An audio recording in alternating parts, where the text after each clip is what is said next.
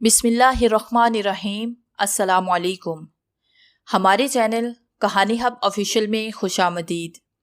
ناظرین، میں آج آپ کے لیے انتہائی خوفناک اور دلچسپ کہانی لے کر آئی ہوں، لیکن کہانی شروع کرنے سے پہلے آپ سے گزارش ہے کہ اگر آپ نے ہمارا چینل سبسکرائب نہیں کیا تو آپ ہمارے اس چینل کو سبسکرائب کر لیجئے اور بیل آئیکن کو بھی پریس کر لیں تاکہ ہر نئی آنے والی ویڈیو بآسانی آپ تک پہنچ سکے۔ شام کے ملگجے اندھیرے کو رات کی دیوی تھپکیاں دیتی ہوئی آگے ہی آگے بڑھ رہی تھی۔ سردیوں کا موسم تھا اور ہلکی ہلکی ہوا چل رہی تھی۔ میری گاڑی بہت سلو سپیڈ سے وحشت ناک پگڈنڈیوں سے گزر رہی تھی۔ راستہ طویل سے طویل تر ہوتا جا رہا تھا۔ میرے پہلو میں میری خوبصورت جوان سال محبوب بیوی بیٹھی ہوئی درد سے کرا رہی تھی۔ تکلیف کی شدت سے اس کی آنکھوں میں آنسو امڈ آئے تھے، لیکن اس منحوس راستے میں کوئی بھی ہماری مدد کرنے والا نہیں تھا۔ میری بیوی تانیہ کی پریگننسی کے آخری ایام تھے اور اب مجھے لگ رہا تھا کہ ولادت کا وقت قریب ہے، کیونکہ تانیہ درد کی شدت سے تقریباً کرا رہی تھی۔ کیسی یہ بے بسی تھی! میں فطرتاً وہ انسان ہوں کہ اگر کسی کو ایک کانٹا بھی چبھ جائے تو میں تڑپ اٹھتا تھا، مگر آج میں خود اپنی زندگی کے متعلق تکلیف میں کچھ بھی نہیں کر پا رہا تھا۔ میری اور تانیہ کی لو میرج ہوئی تھی، جس پر ہمارے گھر والے ہم سے تقریباً ناراض ہی تھے۔ انہوں نے ہماری ضد کے آگے ہتھیار پھینک کر ہماری شادی کروائی تھی۔ میں اور تانیہ سمجھتے تھے کہ شادی کے بعد سب ٹھیک ہو جائے گا، لیکن یہ سب ہماری ہام خیالی تھی۔ شادی کے بعد میری امی کا تانیہ کے ساتھ رویہ روایتی ساز سے بڑھ کر بہت ہی سخت تھا۔ تانیہ کی ہر بات پر میری امی ناک منہ چڑھاتی رہتی تھی۔ صبح سے لے کر شام تک تانیہ کولو کے بیل کی طرح کام کرتی رہتی، لیکن میرے گھر والے تانیہ کی ہر بات ہر کام میں نقص نکالتے، اسے برا بلا کہتے اور طرح طرح کے نفرت اور حقارت امیز القاب سے نوازتے رہتے تھے۔ تانیہ ہر بات میری وجہ سے برداشت کرتی اور کسی صورت بھی وہ مجھ سے کوئی شکایت نہیں کرتی تھی، اور نہ ہی میری امی اس کے سلوک کا مجھے کوئی طعنہ دیتی تھی، بلکہ ہر بات کو خندہ پیشانی سے برداشت کرتی اور مجھے بھی برداشت کی تلقین کرتی رہتی تھی۔ میرے گھر والوں کی طرح تانیہ کی فیملی بھی مجھے اپنا پسندیدہ داماد نہیں سمجھتے تھے۔ جب تانیہ کو چھوڑنے کے لیے میں اس کے گھر جاتا تو تانیہ کی امی کبھی بیٹھنے کا مروتاً بھی نہیں پوچھتی تھی، اگر انہیں یہ خوف نہ ہوتا کہ تانیہ خودکشی کر لے گی یا میرے ساتھ بھاگ کر ان کی عزت کو داغدار کر دے گی تو وہ کبھی بھی ہماری شادی نہ ہونے دیتی۔ نہ جانے انہیں مجھ میں کیا عیب دکھتا تھا۔ جب کبھی بھی میں تانیہ کے گھر رک جاتا تو میرے سامنے وہ تانیہ سے کریت کریت کر پوچھتی، تانیہ، تمہارے سسرال والے تم سے بہت کام کرواتے ہیں؟ میں تو کہتی ہوں لات ماراؤ ایسے سسرال کو، خدا کی قسم ایسے لوگ میں نے کبھی بھی نہیں دیکھے، وغیرہ وغیرہ۔ اور ان کی باتوں سے میں خون کا گھونٹ پی کر رہ جاتا۔ تانیہ کی محبت میں کر بھی کیا سکتا تھا؟ وہ تو میرے لیے دل و جان سے بھی بڑھ کر تھی، اور اسی وجہ سے میں سب کی باتوں کو برداشت کرتا اور ماتھے پر بھل نہ ڈالتا کہ کہیں میری پریشانی کی وجہ سے تانیہ ٹینشن میں نہ آ جائے۔ اگر 2 سال سے ہماری شادی قائم تھی تو میرے اور تانیہ کی برداشت کی وجہ سے ہی قائم تھی۔ یہ 2 سال ہماری زندگی کے بدترین سال تھے۔ تیسرے سال ایک نیا بکھیڑا کھڑا ہو گیا۔ شادی کے 3 سال گزر جانے کے باوجود ہماری کوئی اولاد نہیں تھی، اور اب میرے گھر والوں کو بھی تھی اسی بات کی ٹینشن کہ انہیں ایک وارث چاہیے۔ بچے کی خواہش تو مجھے اور تانیہ کو بھی تھی، لیکن امی کا مطالبہ پورا کرنے کا میں سوچ بھی نہیں سکتا تھا۔ امی کا کہنا تھا کہ اب اس منحوس ماری سے مجھے کوئی اولاد نہیں ملنے والی، مجھے دوسری شادی کر لینی چاہیے۔ اور سب سے دلچسپ و عجیب بات تو یہ تھی کہ نائلہ آنٹی، جو کہ تانیہ کی امی تھی، ابھی تانیہ کو یہی سبق پڑھاتی تھی کہ تانیہ کو مجھ سے طلاق لے لینی چاہیے کیونکہ مجھ میں ہی کوئی کمی ہے۔ ان حالات نے ہم دونوں میاں بیوی کو چکرا کے رکھ دیا تھا۔ انہی ٹینشن کے دنوں تانیہ نے مجھ سے کہا، جواد، ہمیں اودے لال شنکر کے دربار میں جانا چاہیے، وہاں سے کوئی نامراد ہو کر واپس نہیں آتا۔ تانیہ کی بات سن کر میں حیرت و غصے سے بولا، تانیہ، میں ایسی تہمات پر یقین نہیں کرتا۔ جب ہماری قسمت میں اولاد ہوئی تو ہمیں مل جائے گی، اور مجھے تم پر حیرت ہو رہی ہے کہ تم ایسی باتوں پر یقین کر بیٹھی ہو۔ جو بات پھر بھی تم سوچ لو، تانیہ نے کہنا چاہا تو میں نے اس کی بات کو فوراً ہی کاٹ دیا۔ تانیہ، ایسا ناممکن ہے، تم یہ بات اپنے دماغ سے نکال دو۔ یہ سن کر تانیہ کا موڈ آف ہو گیا اور وہ کچھ کہے بنا خاموش سی ہو گئی۔ یہ فرسٹ ٹائم ہمارے درمیان بحث ہوئی تھی، اور مجھے افسوس بھی ہونے لگا تھا کہ 2 دن بعد تانیہ اپنے میکے والوں سے ملنے کے لیے جانے لگی تھی، اور میں اسے چھوڑنے کے لیے اس کے ساتھ گیا۔ ہم جیسے ہی تانیہ کے گھر میں داخل ہوئے، اس کی امی بولی، تانی بیٹا، شکر ہے کہ تم آ گئی، مجھے تم سے ضروری باتیں کرنی تھی اور تمہاری یاد بھی آ رہی تھی۔ ایسی کیا ضروری باتیں کرنی تھی امی جان آپ نے؟ تانیہ میرے ہمراہ اپنی امی کی طرف بڑھتے ہوئے بولی۔ بیٹھو یہاں، نائلہ آنٹی نے تانیہ سے کہا۔ مجھے یوں اگنور کر دیا جیسے میں وہاں پر ہوں ہی نہیں۔ برا تو مجھے بڑا لگا، لیکن میں تانیہ کی خاطر برداشت کر گیا۔ وہ بولی، بیٹا مجھ سے تمہارا مرجھایا ہوا چہرہ اب دیکھا نہیں جاتا۔ سسرال والوں نے تم پر ظلم کا پہاڑ توڑ رکھا ہے، اور سب سے بڑھ کر تمہارے شوہر کو تمہارا بالکل خیال نہیں۔ تم خود پر نظر ڈالو، تم کتنی خوبصورت ہو، تمہارے ایک اشارے پر کمارے لڑکوں کی لائن لگ جائے۔ تمہارے شوہر میں جو کمی ہے وہ کسی صورت دور نہیں ہو سکتی، اور پھر تم اولاد سے محروم رہو گی۔ میرے پاس کئی لڑکوں کی تصویریں ہیں جو کہ اب بھی تم سے شادی کرنا چاہتے ہیں۔ تم ان میں سے کسی ایک کو پسند کر لو اور درد بری پریشان کن زندگی سے نجات حاصل کر لو۔ میرے لیے لڑکوں کی تصویریں؟ تانیہ نہ سمجھتے ہوئے الجھن زدہ لہجے میں بولی۔ امی کیا مطلب؟ مجھے آپ کی بات سمجھ نہیں آئی۔ میں کس سلسلے میں دیکھوں گی تمہارے لیے لڑکوں کی تصویریں؟ ظاہری سی بات ہے کہ تمہاری شادی کے لیے۔ نائلہ آنٹی نے ایسے الفاظ بڑے نارمل لہجے میں کہے۔ واٹ ربش! یہ کیا کہہ رہی ہیں آپ؟ کیا آپ کو نہیں معلوم کہ تانیہ میری بیوی ہے اور آپ اس کے لیے لڑکے دیکھ رہی ہیں؟ یہ کیسی بکواس ہے؟ غصے کی وجہ سے میں اپنے آپ پر کنٹرول نہیں رکھ پایا اور نہایت ہی بدتمیزی سے بولا۔ لیکن نائلہ آنٹی پر میری باتوں کا رتی برابر بھی اثر نہیں ہوا، اور وہ پرسکون لہجے میں مجھ سے مخاطب ہو کر بولی، تانیہ آج تمہاری بیوی ہے، کل نہیں ہوگی۔ میں نے تو سرے سے اس شادی کو مانا ہی نہیں، کیونکہ مجھے پہلے دن سے ہی پتا تھا کہ میری بچی تم جیسے جاہل لوگوں کے ساتھ کبھی بھی خوش نہیں رہ سکتی، اور اب تانیہ کو بھی یہ پتا چل چکا ہے کہ تم جیسے کھوکھلے مرد کے ساتھ رہ کر اسے سوائے تکلیفوں کے اور کچھ نہیں ملنے والا۔ ان کی تلخ باتیں مجھے اندر تک سلگا گئی۔ میں اس وقت ان کی چھت کے نیچے بیٹھا ہوا تھا، اس لیے میں نے ان سے کچھ بھی کہنا مناسب نہیں سمجھا، اور تانیہ کو کلائی سے پکڑ کر باہر نکل آیا۔ مجھے اس کی ماں پر حیرت ہو رہی تھی، جو اپنی بیٹی کا گھر خود برباد کرنے پر تلی ہوئی تھی۔ تانیہ مجھ سے کچھ کہنے کی کوشش کر رہی تھی، لیکن میرے دماغ میں اس وقت آندیاں چل رہی تھی، اس لیے مجھے کچھ بھی پتا نہیں چل رہا تھا کہ تانیہ کیا کہہ رہی ہے۔ گاڑی میں بیٹھنے کے بعد میں نے گاڑی کو سٹارٹ کرتے ہوئے تانیہ سے پوچھا، اودے لال شنکر کا دربار کہاں ہے اور وہ کون سی جگہ پر ہے؟ اس وقت تانیہ کی آنکھوں سے زاروں قطار آنسو بہہ رہے تھے۔ میری بات سن کر اس نے حیرت و خوشی سے مجھے دیکھا اور بولی، تم جانے کے لیے تیار ہو؟ میں نے کہا، بالکل، لیکن تم پہلے یہ رونا دھونا بند کرو پلیز۔ میں نے جلدی سے اپنی آنکھوں سے آنسو پونچھے اور مجھے راستہ وہ بتانے لگی۔ دربار میں کافی لوگ آئے ہوئے تھے جو کہ چڑھاوے چڑھا رہے تھے، منتیں مانگ رہے تھے۔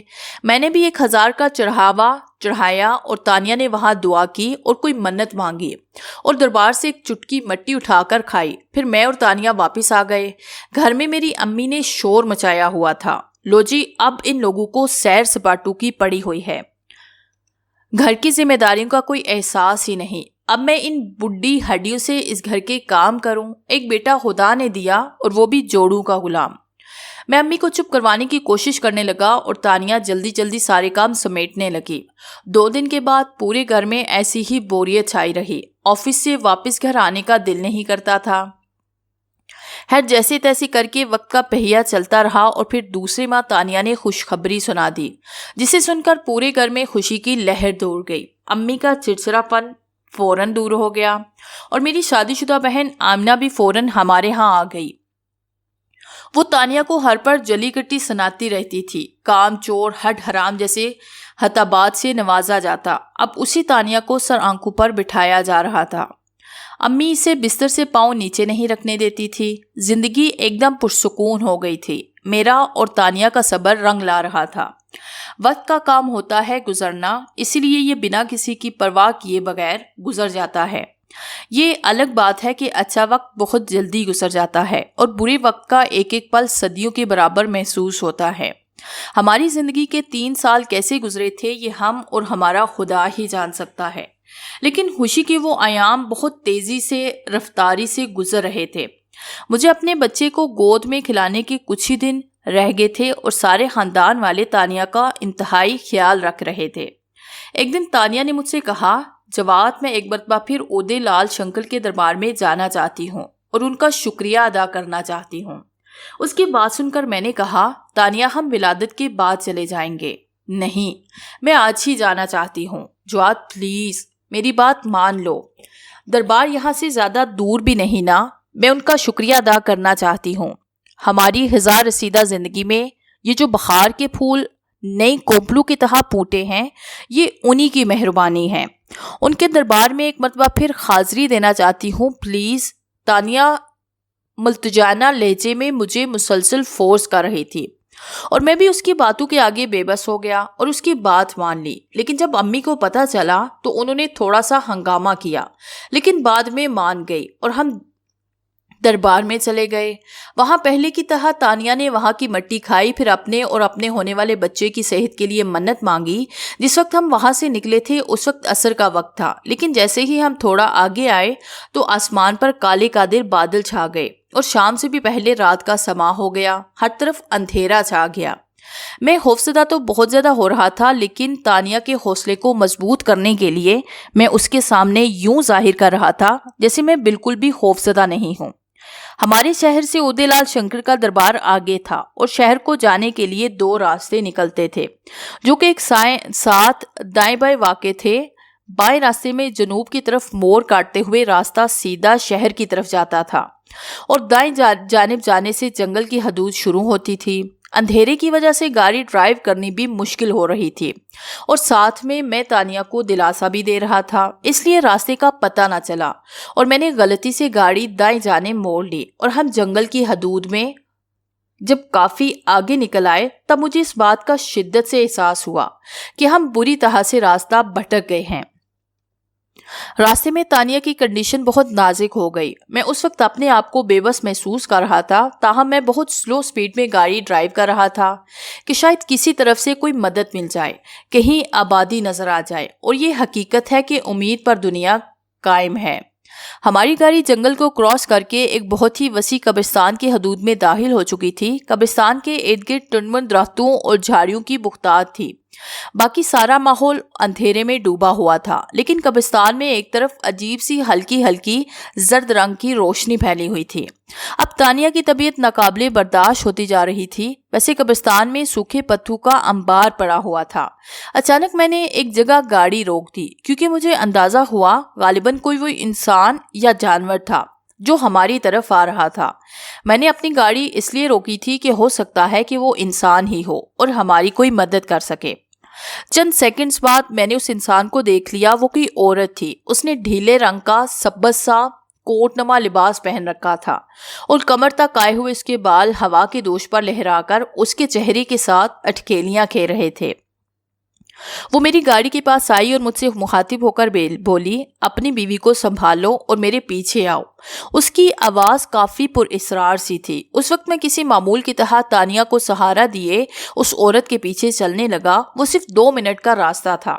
قبرستان کو عبور کرنے کے بعد ایک چھوٹی سی جھونپڑی تھی اور وہ عورت تانیہ کو لے کر اس جھونپڑی میں چلی گئی اور مجھے باہر انتظار کرنے کا کہہ دیا۔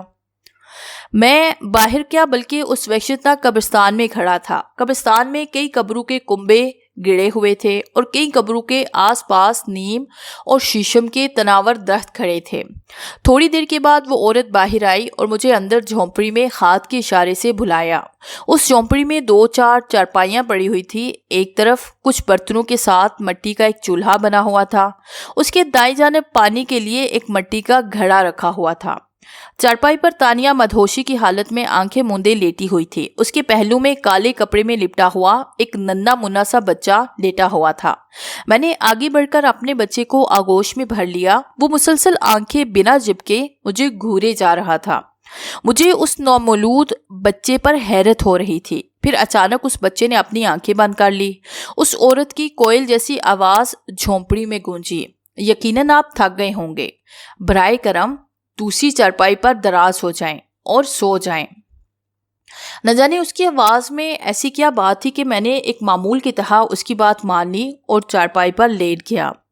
نیند کی دیوی جلد ہی مجھ پر مہربان ہو گئی۔ صبح جب میری آنکھ کھلی تو دن چڑھ آیا تھا۔ تانیہ چارپائی پر ابھی تک سو رہی تھی۔ اس عورت اور میرے بچے کا کہیں نام و نشان بھی نہیں تھا۔ میں نے اپنے آس پاس دیکھا، میرے تکیے کے نیچے ایک کاغذ پڑا ہوا تھا جس کا تھوڑا سا سرا تکیے کے باہر بھی تھا۔ میں نے وہ فولڈ کیا ہوا کاغذ نکالا اور اسے کھول کر پڑھنے لگا۔ بہت خوشخط کر کے لکھا گیا تھا: جواد، تم یقیناً سوچ رہے ہوگے کہ میں کون ہوں، اس ویران سنسان جگہ پر میرا کیا کام۔ تمہارے دماغ میں تو رات کو بھی یہ سوالات آ رہے تھے، لیکن رات کو میں نے علم کے سحر سے تمہارے دماغ کو سن کر دیا تھا۔ میری داستان بہت دکھی ہے، لیکن زیادہ طویل نہیں۔ منہ میں سونے کا چمچہ لے کے پیدا ہوئی اور 20 سال تک سوائے خوشیوں اور مسرتوں کے میری زندگی میں کچھ بھی نہیں تھا۔ 20 سال کی عمر میں میری شادی حاشر کے ساتھ ہو گئی۔ شادی کے کچھ سالوں کے بعد مجھے پتا چلا کہ میں ایک بانجھ عورت ہوں۔ حاشر نے بھی مجھ سے منہ موڑ لیا اور یہ سب دیکھتے ہوئے میں نے اپنی کلائی کاٹ کر خودکشی کر لی۔ مجھے ایک ایسے بچے کی تلاش تھی جس کو میں اپنے ساتھ روحوں کی دنیا میں لے کر جا سکوں۔ کئی سال گزر گئے اور میں نے ان سالوں میں کئی بچوں کو حاصل کرنے کی بڑی کوشش کی، لیکن ہمیشہ نیکی کی طاقتیں میرے اور میرے مقصد کے بیچ حائل ہو جاتی تھی۔ لیکن تمہارے بچے کو لے کر جانے کی اجازت مجھے نیکی کی طاقتوں نہیں دی۔ جانتے ہو کیوں؟ کیونکہ اس بچے کے لیے تم نے اور تمہاری بیوی نے کبھی اللہ کے سامنے فریاد نہیں کی، بلکہ اس ڈھونگی عہدے لال شنکر کے دربار گئے جو مرنے کے بعد بھی لوگوں کو گمراہی کے راستے پر ڈال کر دونوں ہاتھوں سے لوٹ رہا ہے۔ خیر، مجھے اس بات سے کوئی لینا دینا نہیں۔ تم نے اس ڈھونگی سے مدد مانگی، لیکن خدا نے تمہاری اس باغیانہ حرکت کو نظر انداز کرتے ہوئے تمہیں خوش کیا۔ لیکن تم نے اسے اس ڈھونگی عہدے لال شنکر کی طاقتوں کا کرشمہ جانا۔ تھو ہے تم پر، اور تمہاری سزا خدا نے یہ تجویز کی ہے کہ تم کبھی بھی اپنے بچے کا منہ نہیں دیکھ پاؤ گے، اور یہی مکافات عمل ہے۔ آگے صفحہ خالی تھا۔ میری آنکھوں سے آنسو گر کر اس صفحے کو بھگو رہے تھے۔ تانیہ بھی اس وقت تک اٹھ چکی تھی۔ اس نے بھی یہ صفحہ پڑھ لیا تھا اور وہ بھی زاروں کی طرح رونے لگی۔ تقدیر نے ہمیں ایک بھیانک سزا دی تھی، اور ایسی بھیانک سزا جس کا ہم تصور بھی نہیں کر سکتے تھے۔ ہم وہاں سے گھر آ گئے۔ راستہ تلاش کرنے میں کوئی دشواری نہیں ہوئی۔ امی سے کچھ بھی چھپانا بیکار تھا، لہٰذا امی کو سب کچھ صاف صاف بتا دیا، اور امی صبر کا گھونٹ بھر کر رہ گئی۔ لیکن اگلے سال میں اللہ نے ہمیں 2 جڑواں بیٹے نوازے، کیونکہ اس بار ہم اللہ کی رحمت سے مایوس نہیں تھے۔